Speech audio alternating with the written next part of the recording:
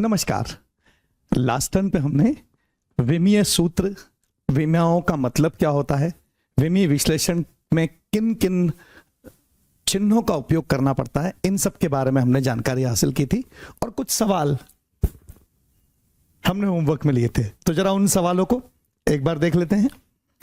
प्रश्न 4, यदि किसी भौतिक राशि Q को व्यक्त किया जाता है Q is equal to IF_v² upon WL³, जहां I जड़त्व आघूर्ण है, F बल है, V चाल है, W कार्य है, L लंबाई है, तो राशि Q हो सकती है। 4 ऑप्शन दिए हैं। पहला ऑप्शन है कार्य, ऊर्जा या बल आघूर्ण। सेकंड ऑप्शन है कोण, विकृति, माध्यम का अपवर्तनांक, घर्षण गुणांक। तीसरा ऑप्शन है प्रतिबल, यंग गुणांक, आयतन प्रत्याशरा गुणांक, दृढ़ता गुणांक। चौथा ऑप्शन है पृष्ठ तनाव, पृष्ठ ऊर्जा, स्प्रिंग नियतांक। अब पहली बात तो यह कि इन सारी भौतिक राशियों के बारे में आपको थोड़े थोड़े फॉर्मूले पता होना चाहिए। अभी फिलहाल नहीं पता है तो या तो किताब में से पीछे से देख ले, और या फिर जैसे मैं समझा रहा हूं तो वैसे आप इसको सोचते चले, समझते चले। आपको इनमें से किसी भी भौतिक राशि का कोई फॉर्मूला रटा हुआ होना जरूरी नहीं है। ध्यान रखे, जो चीज याद रखनी होगी वो मैं खुद ही समझा दूंगा कि इसको याद रखना है। ठीक है, राइट। तो सबसे पहले है जड़त्व आघूर्ण आय। जड़त्व आघूर्ण आय ये होता है द्रव्यमान गुणित त्रिज्या का वर्ग, मास इंटू रेडियस स्क्वायर। तो मास यानी द्रव्यमान यानी m, इसका चिन्ह हो गया विमाओं में, और त्रिज्या एक प्रकार की लंबाई है तो लंबाई का वर्ग हो गया, तो ml²। ये जड़त्व आघूर्ण का विमीय सूत्र हो गया। इसी प्रकार से बल, ये तो हमने कल भी किया था, लास्ट टर्न पे भी किया था, mLT-2 द्रव्यमान गुणित त्वरण। फिर चाल, चाल है दूरी बटे समय, तो L/T LT-1। कार्य या ऊर्जा, ये हमने पहले किया था, ml² T-2, ml वर्ग T-2। और वैसे कार्य को निकालना है तो बल गुणित लंबाई, ऐसा भी निकाल सकते हैं इसको, बल गुणित लंबाई, बल इंटू लंबाई, बल गुणित विस्थापन, ऐसे भी इसको किया जा सकता है। तो बल गुणित लंबाई करेंगे तो बल ml/T-2, इसको लंबाई से गुणाकार करेंगे तो ml वर्ग T-2 आ जाएगा, और लंबाई L। तो जड़त्व आघूर्ण ml² है, बल ml/T-2 है, चाल LT-1 है, कार्य ml वर्ग T-2 है, ml वर्ग।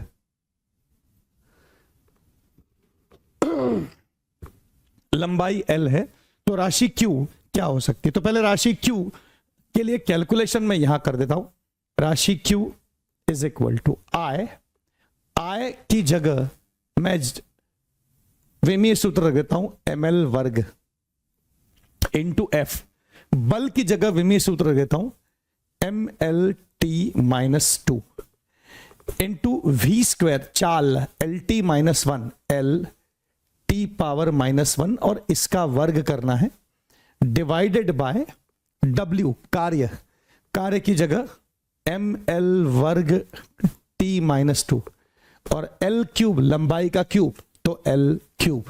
ठीक है, मैंने राशि Q का जो फॉर्मूला सवाल में दिया हुआ था उसमें जितनी राशियां हैं उन सभी राशियों के विमीय सूत्र रख दी। तो अब मुझे कैलकुलेशन क्या मिलता है? Q इज इक्वल टू, देखिए ये ml² से ml² पूरा कट जाएगा, ठीक है, T-2 से T-2 कट जाएगा। अब यहां बचेगा L, यहां बचेगा L वर्ग, L वर्ग इंटू L, ये L³ और नीचे भी L³, तो ऊपर के L³ और नीचे के L³ L कट गया। अब ऊपर बचा एक M, देखिए ये एक M बचा है, और T⁻⁻2 बचा है, T⁻⁻2 -1 इंटू 2 T⁻⁻2। तो Q का विमीय सूत्र पता चल गया MT-2। अब हमें इन 4 ऑप्शन में दी गई राशियों में प्रत्येक राशि के विमीय सूत्र पर चेक करना है। ठीक है, तो हमको पता चल जाएगा कि कौन सा इसमें से टैली हो पा रहा है। ठीक है, मैं सबसे पहला वाला लेता हूं, फर्स्ट कार्य। तो सबसे पहला वाला ऑप्शन है, उसमें है कार्य।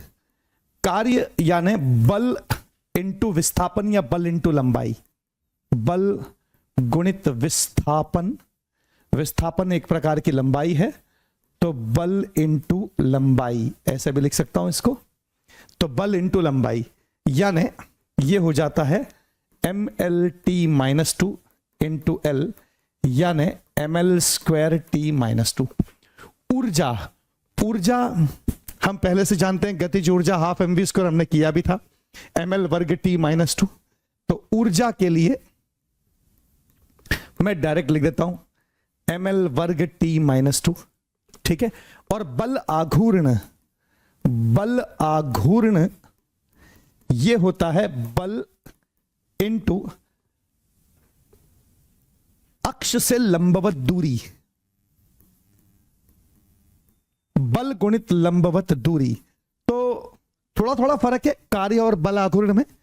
कार्य में बल गुणित विस्थापन, विस्थापन एक प्रकार की लंबाई है, और बल आघूर्ण में बल गुणित लंबवत दूरी है। तो दोनों विमाओं के तौर पर तो बल गुणित लंबाई है, तो इसलिए ml²t-2 ही आएगा। आप देख सकते हैं कि फर्स्ट ऑप्शन में जो तीन राशियां हैं, कार्य, ऊर्जा और बल आघूर्ण, ये मिलाकर एक समविमीय समूह बनता है, यानी ऐसा समूह कि जिसकी सभी भौतिक राशियों के विमीय सूत्र समान है, ठीक है, राइट। तो इन सब का विमीय सूत्र है ml²t-2। तो जो फर्स्ट ऑप्शन है उसमें विमीय सूत्र बनता है ml²t-2, लेकिन ये हमारा सही आंसर नहीं है, क्योंकि हमको जो Q मिला है वो mt-2 मिला है, तो ये इससे मैच नहीं हो रहा है, तो फर्स्ट ऑप्शन हमारा सही नहीं है। अब जरा सेकंड ऑप्शन पर विचार करते हैं। कोण, कोण रेडियन में नापा जाए तो चाप बटे त्रिज्या के रूप में लिखा जाता है। चाप एक प्रकार की लंबाई है, चाप वृत्त की चाप, चाप एक प्रकार की लंबाई है, और बटे त्रिज्या भी लंबाई है, लंबाई से लंबाई कट जाएगी, तो ये विमाहीन m⁻0 l⁻0 t⁻0 विमाहीन राशि प्राप्त होगी। विकृति, विकृति का मतलब होता है लंबाई में परिवर्तन बटे प्रारंभिक लंबाई। ये होता है लंबाई में परिवर्तन बटे प्रारंभिक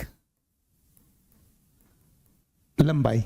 वैसे विकृति क्षेत्रफल में परिवर्तन बटे प्रारंभिक क्षेत्रफल भी हो सकता है, आयतन में परिवर्तन बटे प्रारंभिक आयतन भी हो सकता है, लेकिन विकृति चाहे लंबाई की हो, चाहे क्षेत्रफल की हो, चाहे आयतन की हो, या किसी भी प्रकार की हो, विकृति होती है विमाहीन, क्योंकि ऊपर अगर लंबाई में परिवर्तन है तो नीचे भी लंबाई है, तो लंबाई से लंबाई कैंसिल हो जाएगा और आपको मिलेगा m⁻0 l⁻0 t⁻0। आप देख सकते हैं कि इस सेकंड ऑप्शन में जितनी भौतिक राशियां आएंगी, इन सभी भौतिक राशियों के विमीय सूत्र बिल्कुल समान होंगे। यह भी एक समविमीय समूह के रूप में काम आएगा, ठीक है। अब माध्यम का अपवर्तनांक, माध्यम का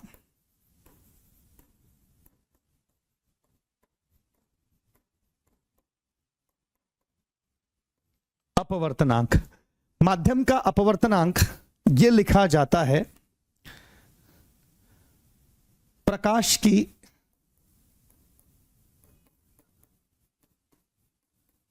निर्वात में चाल डिवाइडेड बाय प्रकाश की माध्यम में चाल, प्रकाश की माध्यम में चाल।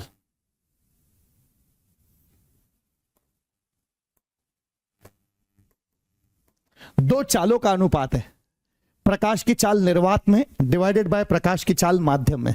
अब जैसे मेरे दिमाग में फिट है, तो आपके दिमाग में ये सारी बातें फिट होने में समय लगेगा। जैसे जैसे कोर्स आगे बढ़ेगा, आगे की भौतिक राशि आप जानोगे, धीरे धीरे उसके ऊपर सवाल करोगे, है ना, उसके कॉन्सेप्ट को समझोगे, उसको डिराइव करोगे, तब जाकर आपके दिमाग में वो भी फिट बैठेगा, ठीक है। तो अभी आप उसके लिए टेंशन मत पाले। माध्यम का अपवर्तनांक में ऊपर है चाल मतलब LT-1, नीचे भी है चाल LT-1, तो इसलिए L से L और T-1 कट जाएगा, तो ये विमाहीन m⁻0 l⁻0 t⁻0 विमाहीन राशि बचेगी। और फिर है घर्षण गुणांक,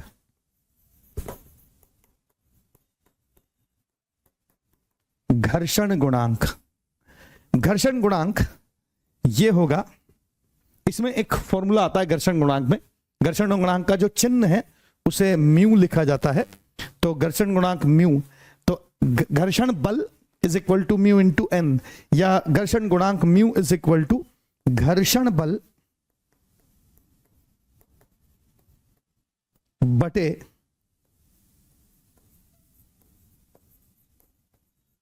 अभिलंब प्रतिक्रिया बल। ये दो बलों का अनुपात है, ऊपर भी बल है नीचे भी बल है, तो बल से बल कैंसिल हो जाएगा। ऊपर बल mlt माइनस 2 है, नीचे बल mlt माइनस 2 है, तो ऊपर भी mlt माइनस 2 नीचे भी mlt माइनस 2, बल ऊपर नीचे भी बल, तो m से m, l से l और t से t कट जाएगा, तो ये भी विमाहीन राशि बचेगी, m power 0, l power 0, t power 0। अब देखिए सेकंड ऑप्शन में भी विमाहीन राशि है, m power 0, l power 0, t power 0। तो इनमें से कोई भी राशि q नहीं हो सकती, क्योंकि q का विमीय सूत्र हमको मिला है mt माइनस। तो फर्स्ट और सेकंड ये दोनों ऑप्शन कैंसल आउट हो गए, ये दोनों ऑप्शन पॉसिबल नहीं हो सकते।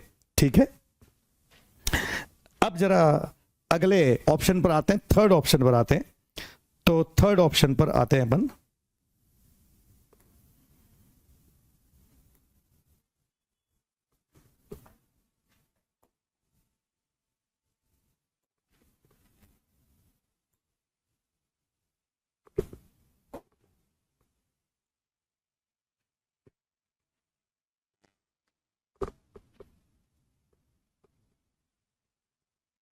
ओके, थर्ड ऑप्शन में हमको दिया हुआ है प्रतिबल, यंग गुणांक, आयतन प्रत्यास्थ गुणांक, दृढ़ता गुणांक। सबसे पहले प्रतिबल। प्रतिबल का मतलब होता है बल प्रति एकांक क्षेत्रफल। प्रतिबल तो बल यानी mlt माइनस 2, क्षेत्रफल l वर्ग। तो ऊपर से नीचे से एक l कट जाएगा, तो m l power minus 1, t power minus 2, यह विमीय सूत्र बचेगा प्रतिबल का। फिर यंग गुणांक। यंग गुणांक ये होता है प्रतिबल बटे विकृति। प्रतिबल बटे विकृति, तो प्रतिबल, प्रतिबल का मतलब तो हमने ऊपर सीखा, तो ml माइनस 1, t माइनस 2, और विकृति भी हम सेकंड ऑप्शन में सीख चुके हैं। कोण के साथ विकृति था, लंबाई में परिवर्तन बटे प्रारंभिक लंबाई, विमाहीन राशि, तो नीचे विकृति के रूप में विमाहीन राशि होगी। तो इसलिए ml माइनस 1, t माइनस 2, जो प्रतिबल का विमीय सूत्र है वही यंग गुणांक का विमीय सूत्र आएगा, यानी ये भी दोनों समान विमा वाले समूह हैं। तीसरा है आयतन प्रत्यास्थता गुणांक। इसके अंदर आयतन प्रत्यास्थता गुणांक। आयतन प्रत्यास्थता गुणांक, इसका चिन्ह है बीटा। यंग गुणांक का चिन्ह है y, आयतन प्रत्यास्थता गुणांक का चिन्ह है बीटा, और इसमें दाबांतर बटे आयतनिक विकृति। विकृति किसी भी प्रकार की हो वो विमाहीन होती है। तो ऊपर दाबांतर है, वो एक प्रकार का दाब है। दाब मतलब बल बटे क्षेत्रफल। प्रतिबल भी बल बटे क्षेत्रफल होता है और दाब भी बल बटे क्षेत्रफल होता है। प्रतिबल का उपयोग तब करते हैं जब बल बटे अनुप्रस्थ काट का क्षेत्रफल लिया जाता है। किसी वस्तु के अनुप्रस्थ काट का क्षेत्रफल लिया जाता है तो बल बटे क्षेत्रफल को प्रतिबल कहते हैं। और दाब का इस्तेमाल तब करते हैं जब किसी वस्तु पर हर तरफ से बल लग रहा है, तो बल बटे संपूर्ण पृष्ठ क्षेत्रफल लेते हैं तो उसे दाब कहते हैं। है दोनों बल बटे क्षेत्रफल, दाब भी बल बटे क्षेत्रफल है और प्रतिबल भी बल बटे क्षेत्रफल है। तो दाबांतर में दाब की जगह बल बटे क्षेत्रफल और इसके नीचे विकृति, आयतनिक विकृति कोई भी हो, आयतन वाली विकृति हो, लंबाई वाली हो, क्षेत्रफल वाली हो। विकृति में लंबाई में परिवर्तन बटे प्रारंभिक लंबाई, या क्षेत्रफल में परिवर्तन बटे प्रारंभिक क्षेत्रफल, या आयतन में परिवर्तन बटे प्रारंभिक आयतन, आयतनिक विकृति भी विमाहीन राशि ही होगी। तो ये विमाहीन होगा m power 0, l power 0, t power 0। यहां से हमको मिलता है कुछ इस प्रकार। तो हमें मिलता है बल यानी कि mlt-2 बटे क्षेत्रफल यानी l वर्ग, और विकृति तो विमाहीन राशि है तो एक l कट जाएगा, तो ये भी बनेगा ml-1t-2 यानी इसका विमीय सूत्र और यंग गुणांक का विमीय सूत्र और प्रतिबल का विमीय सूत्र बिल्कुल एक जैसा, ये समान विमा वाले समूह बनने वाले हैं। फिर इसके बाद प्रतिबल, यंग गुणांक, आयतन प्रत्यास्थ गुणांक और दृढ़ता गुणांक, एक और चीज आ गई दृढ़ता गुणांक। दृढ़ता गुणांक में हमें मिलता है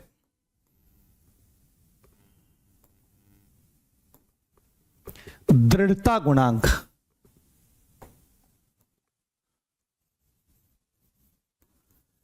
दृढ़ता गुणांक इसको व्यक्त करते हैं चिन्ह ईटा से, और यह होता है, यह भी प्रतिबल बटे विकृति ही होता है।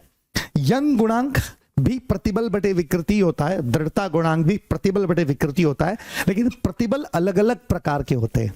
तो किसी एक प्रकार के प्रतिबल और उसके लिए संबंधित विकृति के अनुपात को यंग गुणांक कहते हैं, और किसी दूसरे प्रकार के प्रतिबल और उससे संबंधित विकृति को दृढ़ता गुणांक कहते हैं। जब हम पदार्थ के गुणधर्म नाम का चैप्टर पढ़ेंगे तो डिटेल में अलग अलग प्रकार के ये जो गुणांक है इनके बारे में जानकारी हासिल करेंगे। अभी तो आप इतना ध्यान रखें कि दृढ़ता गुणांक भी प्रतिबल बटे विकृति ही होता है। तो प्रतिबल ये हमने पहले सीखा था, बल बटे क्षेत्रफल, तो ml-1t-2, और विकृति विमाहीन है m power 0, l power 0, t power 0। तो इसलिए दृढ़ता गुणांक का विमीय सूत्र वही आएगा जो प्रतिबल का आएगा, ml-1t-2। तो ये समान विमा का समूह हो गया, ये एक जैसे विमाओं वाला समूह हो गया। अब फोर्थ ऑप्शन चेक करें। फोर्थ ऑप्शन में लिखा है, तो ये थर्ड ऑप्शन जो है ये भी हमारा करेक्ट आंसर नहीं है। आप देख सकते हैं कि इसके अंदर जो विमीय सूत्र मिल रहा है वो है ml-1t-2, लेकिन जो हमको Q मिला था वो mt-2 मिला था। तो पहले तीन अगर सही नहीं है तो निश्चित तौर पर चौथा सही होगा ही, लेकिन वो कैसे सही है वो हम यहां सीख लेते हैं। पृष्ठ तनाव, पृष्ठ तनाव, पृष्ठ ऊर्जा, स्प्रिंग नियतांक, तीन राशियां हैं। पृष्ठ तनाव, पृष्ठ ऊर्जा, स्प्रिंग नियतांक, इनको चेक कर लेते हैं कि इनसे कैसे करेक्ट आंसर मिलेगा हमको। पृष्ठ तनाव, पृष्ठ ऊर्जा और स्प्रिंग नियतांक, इनको चेक कर लेते हैं। पृष्ठ तनाव, पृष्ठ ऊर्जा और स्प्रिंग नियतांक।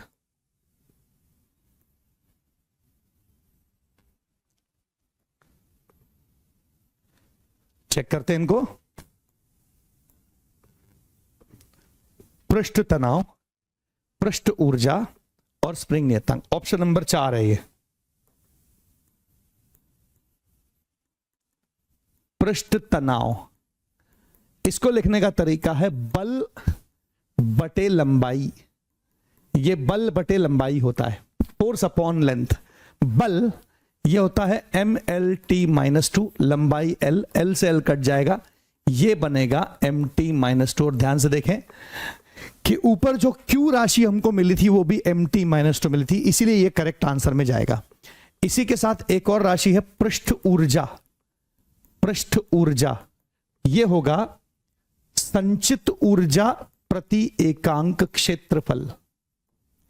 ऊर्जा ml²t-2, क्षेत्रफल l वर्ग, l वर्ग से l वर्ग कट जाएगा, ये राशि भी मिलेगी हमको mt-2। तो इस प्रकार से पृष्ठ ऊर्जा, और इसी में एक और राशि थी स्प्रिंग नियतांक। स्प्रिंग नियतांक। तो स्प्रिंग नियतांक का मतलब है F बराबर के एक्स में के स्प्रिंग नियतांक है, तो F बटे एक्स बल बटे प्रसार, स्प्रिंग में जो प्रसार होता है, बल बटे प्रसार, प्रसार एक प्रकार की लंबाई है, तो बल mlt माइनस टू बटे l, लंबाई प्रसार, तो l कट जाएगा तो mt माइनस टू, और यही हमारा करेक्ट ऑप्शन है, यही हमारा करेक्ट आंसर है। तो इस प्रकार से ये वाला सवाल का सही आंसर 4th प्राप्त होता है, ये वाला आंसर हमारा करेक्ट आंसर है बच्चों, राइट। mt माइनस टू, ये इसके लिए पृष्ठ तनाव, पृष्ठ ऊर्जा, स्प्रिंग नियतांक। बच्चों इस सवाल का कोई इंपॉर्टेंस नहीं है, सवाल एक जरिया है अलग अलग प्रकार की भौतिक राशियों से थोड़ा सा परिचय कराने का, राइट। और इस सवाल के बहाने हमने बहुत सारी अलग अलग भौतिक राशियों से परिचय प्राप्त किया। ये सारी भौतिक राशियां आगे डिटेल में आपके कोर्स में आएंगी, तब आपको अपने आप इनका पूरा लेवल समझ में आएगा, क्या कैसे आती है वो सारी बातें समझ में आएगी। अभी के लिए विमीय विश्लेषण करते आना चाहिए, अगर सूत्र पता चल जाए तो ये महत्वपूर्ण बात है। अभी के लिए सर इतना ही इंपॉर्टेंट, ठीक है बच्चों। अगले सवाल पे आते हैं, नेक्स्ट क्वेश्चन।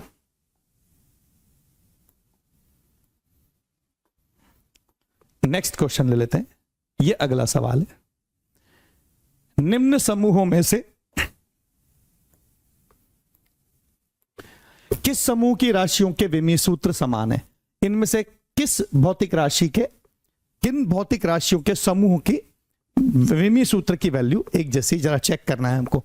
तो फर्स्ट ऑप्शन चेक कर रहे हैं बच्चों। फर्स्ट ऑप्शन में संवेग और त्वरण, फर्स्ट ऑप्शन में है संवेग। संवेग का मतलब होता है द्रव्यमान इनटू वेग, इसको संवेग बोलते हैं। तो द्रव्यमान m हो गया, वेग lt माइनस वन, ये संवेग का विमीय सूत्र हो गया mlt माइनस वन। अब त्वरण, त्वरण ये होता है वेग में परिवर्तन की दर, तो वेग में परिवर्तन बटे समय अंतराल, वेग में परिवर्तन बटे समय अंतराल। वेग में परिवर्तन तो एल टी माइनस वन, ऊपर वेग में परिवर्तन, अंतिम वेग माइनस प्रारंभिक वेग लिया तो भी वेग ही आएगा। तो वेग मतलब दूरी बटे समय या विस्थापन बटे समय, तो एल अपॉन टी, लंबाई बटे समय, और समय अंतराल टी, तो ये एल टी माइनस टू त्वरण का विमीय सूत्र हो गया। लेकिन दोनों के विमीय सूत्र समान नहीं है, हमको वो समूह पहचानना है जिसमें विमीय सूत्र समान है। सेकंड है बल आघूर्ण और कोणीय वेग। सेकंड ऑप्शन चेक कर लेते हैं। बल आघूर्ण, बल आघूर्ण होता है बल इनटू लंबवत दूरी, बल गुणित लंबवत दूरी। तो बल यानी mlt minus two into L, तो ये बन जाएगा ml वर्ग t माइनस टू, इसका विमीय सूत्र ऐसा हो जाएगा। अब कोणीय वेग इसके साथ है, कोणीय वेग। कोणीय वेग का मतलब है तय किया हुआ कोण बटे समय, कितना कोण प्रति एकांक समय में तय किया गया है उसे कोणीय वेग कहते हैं। तो कोण तो विमाहीन राशि है, m power 0 l power 0 t power 0, कोण बराबर चाप बटे त्रिज्या, अभी हमने पीछे सीखा था, बटे समय, तो यहां बचेगा t पावर माइनस वन। तो आप देख सकते हैं कि ये सेकंड ऑप्शन में दोनों विमाएं समान नहीं है, दोनों विमीय सूत्र समान नहीं है, ये भी सही आंसर नहीं है। अब सेकंड ले लेते हैं, प्रतिबल और दाब। थर्ड है प्रतिबल। प्रतिबल का मतलब होता है बल बटे अनुप्रस्थ काट का क्षेत्रफल, बल बटे अनुप्रस्थ काट का क्षेत्रफल।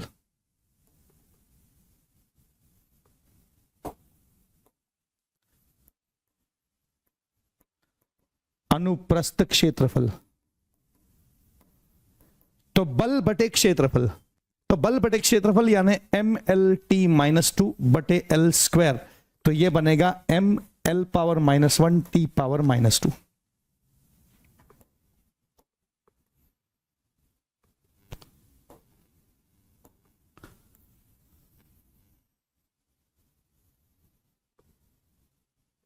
ओके, तो अब ले लेते हैं प्रतिबल के साथ एक राशि थी दाब, और दाब का मतलब है बल बटे पृष्ठ क्षेत्रफल। देखिए, प्रतिबल भी बल बटे क्षेत्रफल ही है, और दाब भी बल बटे क्षेत्रफल है, लेकिन प्रतिबल में बल बटे अनुप्रस्थ काट का क्षेत्रफल लेते हैं, किसी वस्तु के अनुप्रस्थ काट का क्षेत्रफल, और दाब में संपूर्ण पृष्ठ क्षेत्रफल लेते हैं। तो थोड़ा थोड़ा फर्क है, तो है ये भी बल बटे क्षेत्रफल। तो विमाओं के तौर पर बल की जगह mlt-2, क्षेत्रफल की जगह L वर्ग, तो ml-1 t-2 आप देख सकते हैं। प्रतिबल और दाब दोनों समान विमा का समूह है, और हमारे क्वेश्चन का आंसर यही बैठने वाला है। हमें चाहिए निम्न समूह में से किस समूह की राशियों के विमीय सूत्र समान है, तो हमारा आंसर तो यही होने वाला है, हमारा आंसर यही है। तो ये हमारा करेक्ट आंसर है, प्रतिबल और दाब। फिर भी हम फोर्थ भी चेक कर लेते हैं, घनत्व और आवृत्ति। घनत्व और आवृत्ति को भी चेक कर लेते हैं, घनत्व और आवृत्ति, घनत्व और आवृत्ति को भी चेक कर लेते हैं। घनत्व का मतलब है द्रव्यमान बटे आयतन। द्रव्यमान m, आयतन लंबाई का क्यूब, लंबाई गुणित चौड़ाई गुणित ऊंचाई, आयतन। तो इसलिए ml-3 ये हो जाता है घनत्व। और घनत्व के साथ जो राशि थी वो राशि थी आवृत्ति। घनत्व के साथ जो राशि थी वो थी आवृत्ति। तो आवृत्ति को चेक कर लेते हैं। आवृत्ति, आवृत्ति का मतलब होता है प्रति सेकंड किए गए चक्करों की या दोलनों की संख्या। तो 1 समय, इसे आवृत्ति कहेंगे। प्रति सेकंड कितने चक्कर किए गए, कितने दोलन किए गए, कितनी बार प्रति चक्कर घूमा, तो 1 सेकंड में कितनी बार घूमने की आवृत्ति है, 1 सेकंड में कितनी बार चक्कर लगाने की आवृत्ति है। तो 1 समय, तो 1/t यानी t⁻⁻1। तो इनकी विमाएं भी समान नहीं है, घनत्व अलग है और आवृत्ति का विमीय सूत्र अलग है। तो इसलिए हमारा थर्ड ऑप्शन ही करेक्ट आंसर है इसमें, राइट। अब अगले सवाल पे आते हैं, नेक्स्ट क्वेश्चन पे आते हैं बच्चों। निम्न में से कौन सी राशि विमाहीन है, इसके बारे में पता करना है कि कौन सी राशि विमाहीन है। एक है आवर्तकाल। बच्चों, आवर्तकाल का मतलब है समय। आवर्तकाल का विमीय सूत्र है t। आवर्तकाल ये जब कोई चीज दोलन करती है या कोई चीज रिपीट करती है अपने मार्ग को, मार्ग की पुनरावृत्ति करती है, तो एक चक्कर पूरा किया तो कितना समय लगा, अगला चक्कर पूरा किया तो कितना समय लगा, तो बार बार उतना ही समय लगता है अगर, तो उस समय को आवर्तकाल कहते हैं। तो आवर्तकाल एक प्रकार का समय होता है। तो आवर्तकाल का विमीय सूत्र t हो जाएगा। आपेक्षिक घनत्व। बच्चों, आपेक्षिक घनत्व का मतलब होता है पदार्थ का घनत्व डिवाइडेड बाय जल का घनत्व। अगर आप जानते हो कि जल का घनत्व 1 ग्राम प्रति सेंटीमीटर क्यूब होता है, यह होता है पानी का घनत्व, ठीक है। तो अगर किसी भी वस्तु के घनत्व को जल के घनत्व से डिवाइड कर दिया जाए तो जो अनुपात आएगा वो एक विमाहीन राशि होगी। ये ही हमारा करेक्ट आंसर है। फर्स्ट ऑप्शन में तो विमा है, सेकंड ऑप्शन में विमा नहीं है, यही हमारा करेक्ट आंसर है। ऊपर घनत्व है तो ml-3 है, नीचे भी घनत्व है तो ml-3 है। तो ये कट के m⁻0, l⁻0, t⁻0 विमाहीन राशि बनेगी। आवेग, आवेग अभी अभी ऊपर हमने किया था, द्रव्यमान गुणित वेग, द्रव्यमान इनटू वेग, इसे आवेग कहते हैं। और द्रव्यमान m, वेग मतलब lt-1, तो ये mlt-1 ये विमाहीन राशि नहीं है। और रैखिक घनत्व, रैखिक घनत्व का मतलब होता है किसी वस्तु जिसमें सिर्फ लंबाई हो या अनुप्रस्थ काट का क्षेत्रफल बहुत छोटा हो, जैसे तार है ना, या रॉड, जिसका अनुप्रस्थ काट का क्षेत्रफल बहुत छोटा हो लेकिन लंबाई बहुत बड़ी हो, तो उसका घनत्व लिखने का तरीका होता है द्रव्यमान बटे लंबाई, द्रव्यमान बटे लंबाई। और इसे रैखिक घनत्व भी कहते हैं, द्रव्यमान बटे लंबाई। तो द्रव्यमान बटे लंबाई यानी m/l, इसका विमीय सूत्र ml-1 होगा। तो विमाहीन इनमें से केवल एक होगी, तो सेकंड ऑप्शन हमारा करेक्ट आंसर होगा। ठीक है बच्चों, यहां तक की बात सबको समझ में आ गई। अब हम अगले पायदान पर चलते हैं, अगली स्टेज पर चलते हैं।